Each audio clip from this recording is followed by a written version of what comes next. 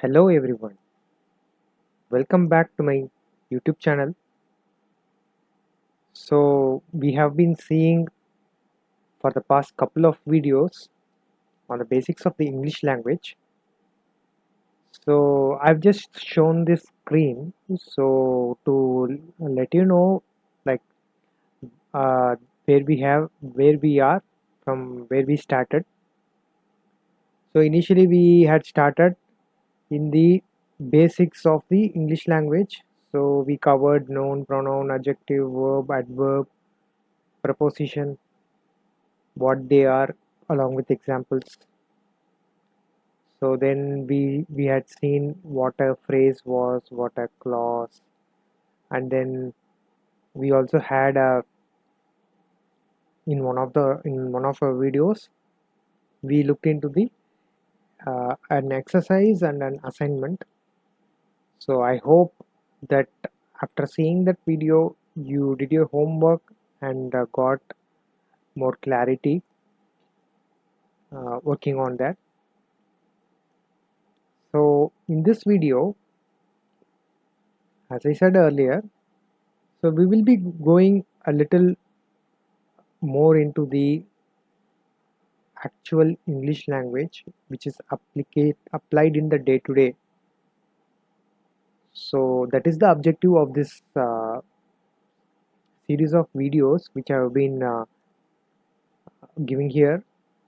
So the main objective is to help you speak English and also listen in an effective way, and which can be applied in a day to day conversation.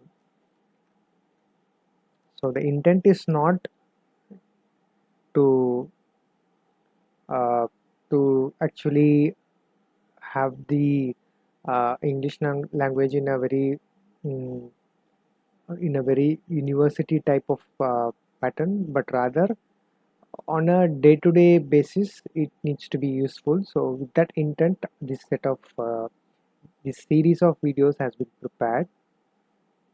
So let's move into the video now.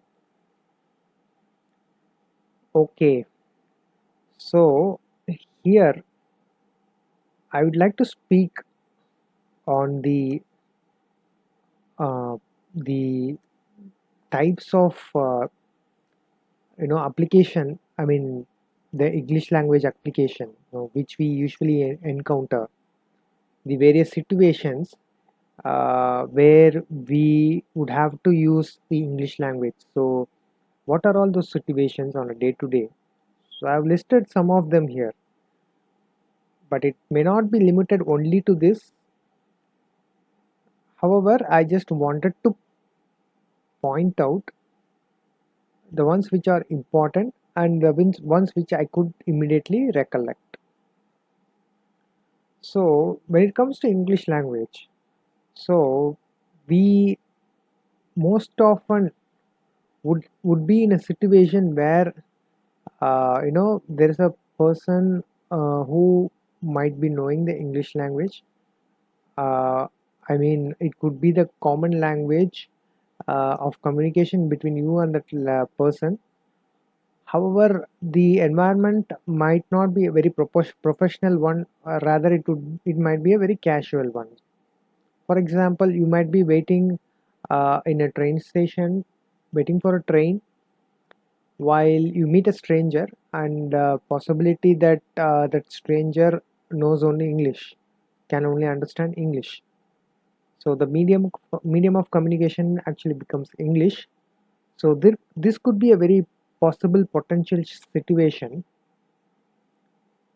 where you would have to communicate in English. Then coming to the next, it is the professional conversations. So many of the professions today, it actually requires the employees to have the knowledge of English, which has become a mandatory, especially in India. And also the presentations. So what I mean by presentations is the office presentations, and also it not only limiting only within the office premises, but in roles like marketing.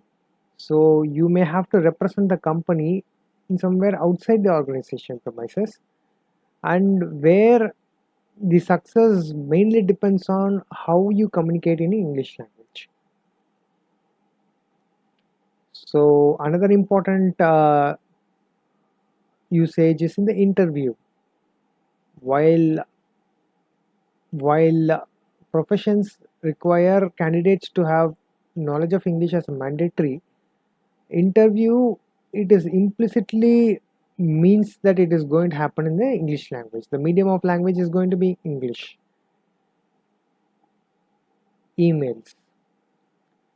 Yes, so emails is the most popular communication form in a professional environment, and one has to convey the thoughts in a very effective manner, and for that it is really important to have a good command over the English language. Letter might be a little outdated form of communication, but it still prevails in situations where you have to submit a report or something like that, where letter is still preferred as the mode of communication, and it is more or less similar to emails, we can assume. Social media. Yes, social media has a huge impact in today's world, and uh, it is very important.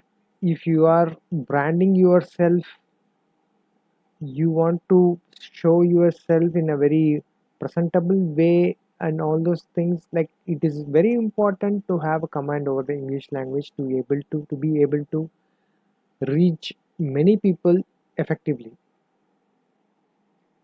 And there are many more applications of the English language today.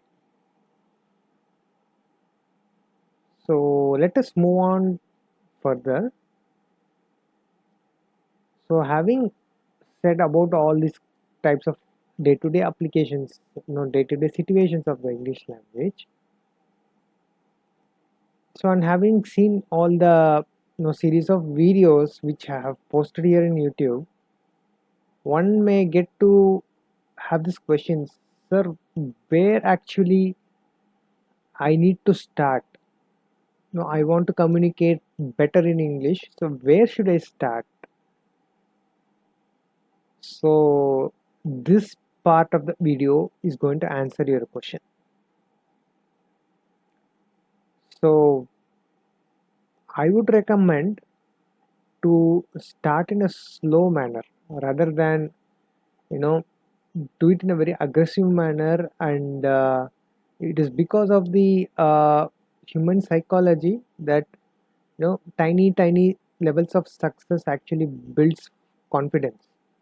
Uh, and the other way also holds true, that a aggressive approach may lead to a great failure, and it may demotivate and may not motivate you to move further with respect to the learning of a language.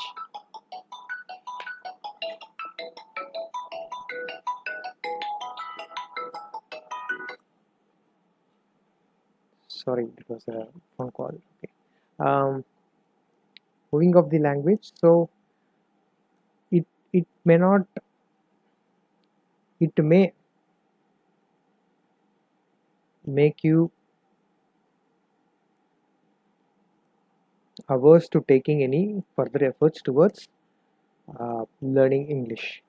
So start with reading newspaper, so which is a very passive one, but it is an effective one, because newspaper uses a language which is most commonly you can see everywhere, people communicating using those languages. It's a more professional as well, so it will help you communicate in a very professional manner, having the exposure to the words which you see in the newspaper. And yes, the second one is make use of the social media, especially YouTube. Here in YouTube, it is a very effective way to learn English, especially if you want to understand how to uh, present yourself in a particular situation. So there are many videos in YouTube which will help you, give a picture, give a light on how the situation is and what kind of statements you have to use.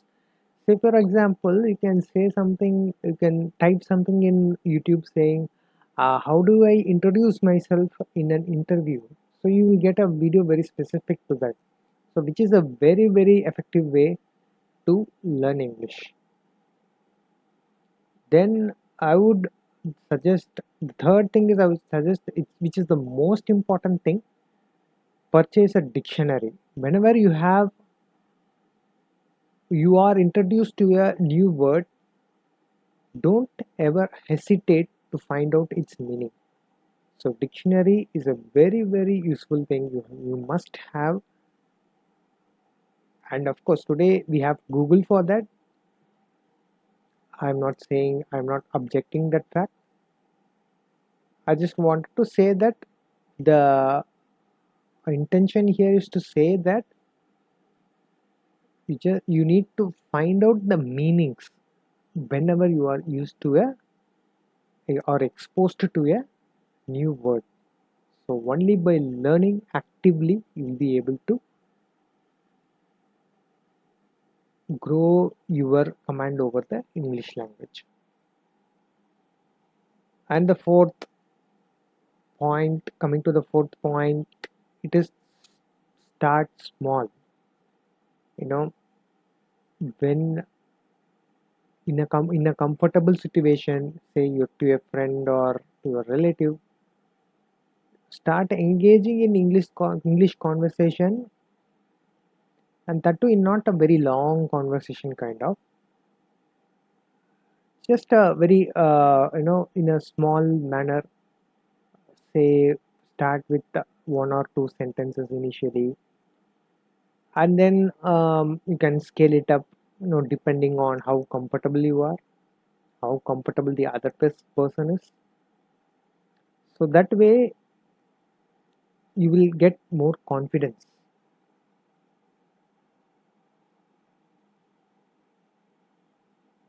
So the next one I would say is, if you had come across any words, any new word today, go ahead and write it down in a book or something,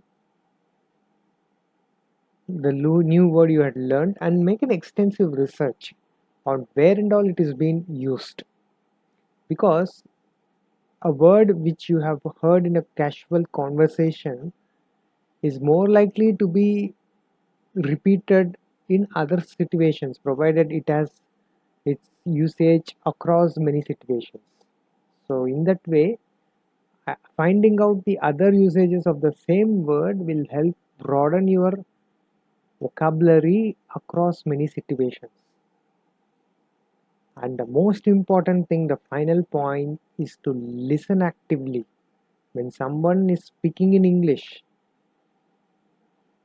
absorb what they are actually speaking, what is the actual meaning that they are implying, the way they speak, how they pronounce, their tone.